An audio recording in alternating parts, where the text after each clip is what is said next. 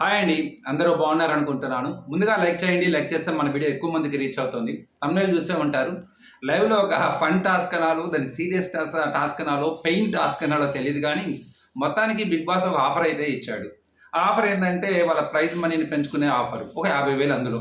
50,000కి ఏం చేయాలయ్యా అంటే clean shave. అది కూడా మోకాళ్ళ నుంచి కింద దాకా, చెస్ట్ నుండి ఇక్కడ దాకా. సో, క్లీన్ షేవ్ యొక్క కాస్ట్ 50,000 అన్నమాట. మొత్తానికి ఇక అందులో పేర్లు ఎంచుకున్న పేర్లు ఎవరయ్యా అంటే నిఖిలు, నబీల్, నిబిల్ అలానే పృథ్వీ. సో వీళ్ళు తలనీలాలు సమర్పించినట్టుగా చెస్ట్ నీలాలు, కా కాళ్ళ నీలాలు 50,000 కోసం అయితే అమ్మేశారని చెప్పాలి. వీళ్ళ ముగ్గురిలో దీనికి సంచాలకుడు ఫస్ట్ నిఖిల్ వచ్చేసరికి నైనికాని ప్రిఫర్ చేసిన తర్వాత సోనియాకి ఇస్తారు. మొత్తానికి సోనియాకి ఇక్కడ ఇద్దరంటే బాగా ఇష్టం. ఎవరెవరు పృథ్వీతో మంచి ర్యాప్ ఉంది. అలానే మన నిఖిల్‌తో చెప్పనే అక్కర్లేదు. ఇటు పక్క ఉంది నిబిల్. ఇంకా వాళ్ళకి హెల్ప్ చేయడానికి కూడా ఎవరినైనా ఎంచుకోవచ్చు. ఇక్కడ మన నిఖిల్‌కి వచ్చేసరికి ఏమో మణికంఠ, నైనిక వచ్చేసరికి నిబిల్‌కి, ప్రేరణ వచ్చేసరికి ఏమో పృథ్వీకి. కానీ పృథ్వీ చాలా ఫన్ క్రియేట్ చేస్తాడు. నా వల్ల కాదని పారిపోతాడు. నేను గివ్ అప్ ఇచ్చేస్తానంటాడు. బాత్రూంలో దాక్కుంటాడు. మళ్ళీ తీసుకొనొస్తారు. "ఒరేయ్! నీ వల్ల కాకపోయినా పర్లేదు ట్రై చెయ్యి. మధ్యలో గివ్ అప్ ఇచ్చేసే అవసరమైందని" మొత్తం కూర్చోబెడతారు. బ్యాడ్ లక్ ఏందంటే ఆ అబ్బాయికి ఎక్కువ చెస్ట్ ఉంటుంది. నిబిల్‌కి కూడా ఎక్కువ చెస్ట్ ఉంది. కానీ లక్ ఏందంటే నిఖిల్‌కి అసలు చెస్ట్ మీద ఏముండదు. కాళ్ళ మీద కూడా ఉంటది బానే. కానీ అప్పుడు అందరూ భయపడతారు. షేక్ అవుతుంటారు. నొప్పి ఎలా ఉంటుంది భయపెడుతుంటారు. మొత్తానికి బజర్ రానే వచ్చేసేసింది. సో ముగ్గురు బ్రహ్మాండంగా చేశారనే చెప్పాలి. ఒక ముఖ్యంగా పృథ్వీ ఫస్ట్‌లోనే గివ్ అప్ ఇచ్చేస్తాడు. చెస్ట్ నా వల్ల కాదంటాడు. చెస్ట్‌లో కూడా చాలా హెయిర్ ఉంది. ప్రేరణ ఇక కింద కాళ్ళ వరకు చేస్తదనమాట. మొత్తం బానే చేశాడు. ఇక అల్టిమేట్ టార్గెట్ వచ్చేసరికి మన నిబిల్ అయితే మాత్రం తాట తీసి వదిలిపెట్టని చెప్పాలి. చాలా భయపడ్డాడు. ర్యాష్ అసలు బాగా తను కష్టపడ్డాడని చెప్పాలి. సో నైనిక గాని, నిబిల్ తనంతట తాను చెస్ట్ మీద తీసుకున్న విధానం రెడ్డిష్ అయిపోయింది మొత్తం టోటల్. తన వల్ల గాటలా అరుస్తున్నాడు. ఏడుపు ఒకటే తక్కువ. ఏడుపును ఆపుకుంటున్నాడు. మీరు థంబ్‌నెయిల్ మీద చూడండి. మీకు ఆ ఫోటో అర్థమవుతుంది. సేమ్ ఇంచుమించు నిఖిల్ కూడా చాలా బాగా చేశాడనిపించింది. ఓన్లీ అతని అడ్వాంటేజ్ ఏందంటే చెస్ట్ మీద ఈ నెక్ దగ్గర ఉంటుంది. అదొక్కటి వదిలేసాడు. అందువల్ల తనకి తక్కువ ఉంటుందన్నమాట. ఎఫర్ట్స్ కూడా చూడాలి అన్న ఒక క్లీన్ చూడాలి, ఎఫర్ట్స్ చూడాలి. సో దాంతో కంపల్సరీగా నిబిల్ యొక్క కష్టాన్ని ఎవరైనా గుర్తించాల్సిందే అక్కడ. సోనియా ఏం చెప్పిద్దా అనుకున్నారు అందరూ. సోనియా నిజంగానే కొద్దిగా ఇవాళ స్మార్ట్‌గానే కాదు కరెక్ట్‌గానే చెప్పిందనమాట. ఏందంటే నిబిల్‌కే ఇచ్చేస్తది. అందరూ హ్యాపీ అవుతారు. నిజంగా తను పడ్డ కష్టం అది చాలా హార్డ్ నే నేచర్ అది. నిజంగా తెలుసుకో ఫస్ట్ అటెంప్ట్‌లో చేయటం అనేది హెవీ హెయిర్ ఉన్న వాళ్ళకి అది ఇంకా ఇబ్బంది పడుతుంది.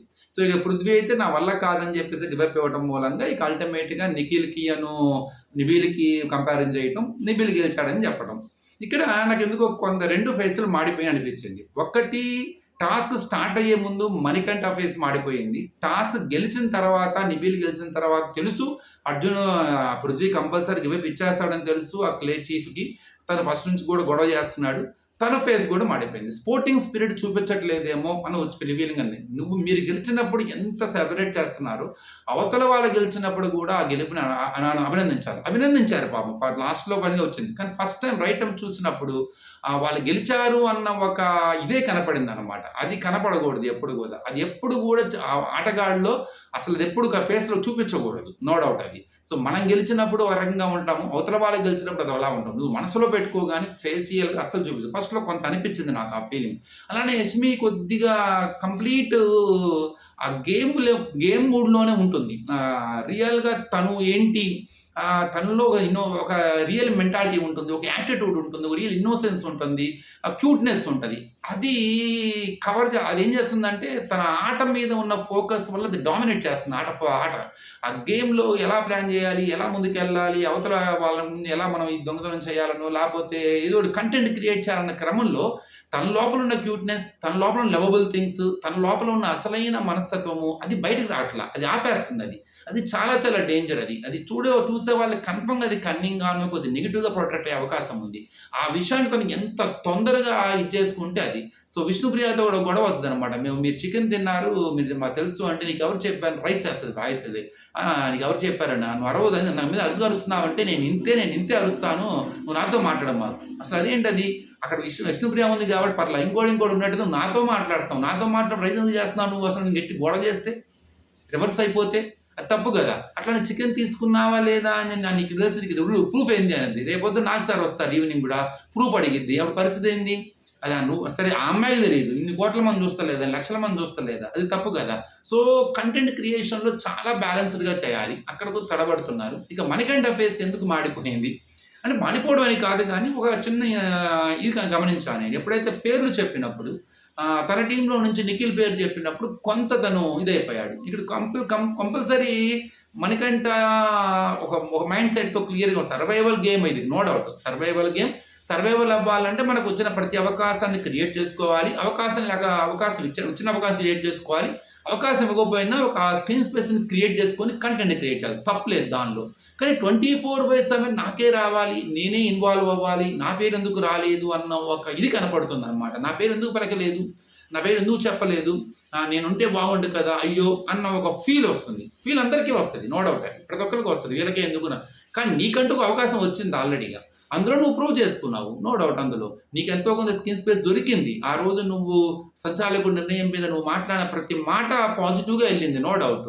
ఆ రోజు అది నిన్నటి టాస్క్‌లో అది మనవరాలు 250 గ్రామ్స్ ఇచ్చేటప్పుడు అక్కడ యష్మి యొక్క సంచాలకుడిని నువ్వు అపోజ్ చేసావు. బిగ్ బాస్ గారి తీరు చెప్పావు. అది గుడ్ థింగ్. అదొక పాజిటివ్ థింగ్ అది. నీకు బయట చాలా బాగా ఎలివేట్ అయింది తనకి.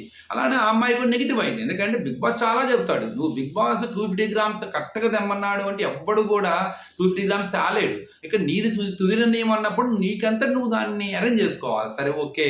సో దానికి క్లోజ్‌గా ఉన్నది ఎవరు? ఇది మినిమమ్ కామన్ సెన్స్ అది. నేను సంచాలకుడిని కాబట్టి ఇది నా నిర్ణయం ఎవరికి ఇవ్వను అనుకున్నప్పుడు నీకు ఉన్నది. నీ రూల్ పాటించుకున్నావు. కానీ బిగ్ బాస్ ఎందుకు అలాంటి రూల్స్ ఇస్తాడు? నీకు ఎందుకు అంత అధికారం ఇస్తాడు? ఈ అధికారం ఉపయోగించుకొని మీరు ఎట్లా బిహేవ్ చేస్తారు? ఈ అధికారం ఉపయోగించుకొని మీ నిర్ణయాలు ఎలా ఉంటున్నాయి? మీ యొక్క యూజ్ చేసుకునే విధానంలో మీరు నిర్ణయించే రూల్స్‌లో మీ యొక్క నిర్ణయాలలోనే మీ యాటిట్యూడ్‌ని జనాలకు చూపిస్తాడనమాట.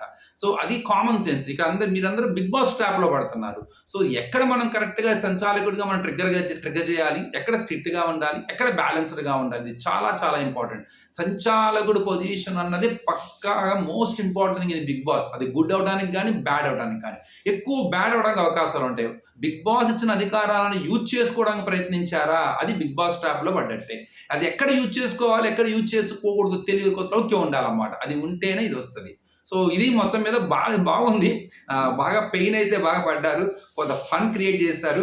ముఖ్యంగా నిబిల్ చేసేటప్పుడు మన ఓమాదిత్య పక్కన ఇన్స్పిరేషన్ లాగా బాగా పులి టైగర్ అని చెప్పేసి బాగా మోటివేషన్ చేస్తారు. ఆయన వాయిస్ గట్టిగా ఓ పక్క నొప్పి, ఓ పక్క ఆయన అరుపు. అది నాకు ఎలా అనిపించిందంటే కలేజా సినిమాలో ఫస్ట్ ఏంట్రా దేవుడు అని చెప్తుంటారు కదా, మెడికల్ క్యాంప్ దగ్గర ఫైట్ చేస్తుంటే పక్కన ఆయన్ని అరుస్తుంటాడు ఒకడు భక్తుడు ఉంటాడు కదా ఒకతను, ఆయన పేరేదో ఉంది కర్ర పట్టుకొని. సో స్వామి స్వామి అని చెప్పేసి వాడికి ఆ మూడ్లో జోష్లో ఏమొస్తాడు కొట్టేస్తూ ఉంటాడు అనమాట. లాస్ట్లో అంటాడు నువ్వెందుకు అరుస్తున్నావో తెలియట్లా, నేనెందుకు కొడుతున్నానో తెలియట్లా అని చెప్పేసి. సేమ్ అట్లానే ఓమాదిచ్చి అరుస్తూ ఉంటుంటే ఆ రష్లో ఆ ఇన్స్పిరేషన్తో నిబిల్ మాత్రం గట్టిగానే కష్టపడ్డాడని చెప్పాలి. సో చూడండి, మీ ఒపీనియన్ కామెంట్ బాక్స్లో చెప్పండి. మీకేమనిపించింది? నిజంగా అక్కడ కొంతమంది ఏమైనా జెలస్ ఫీల్ అయ్యారా?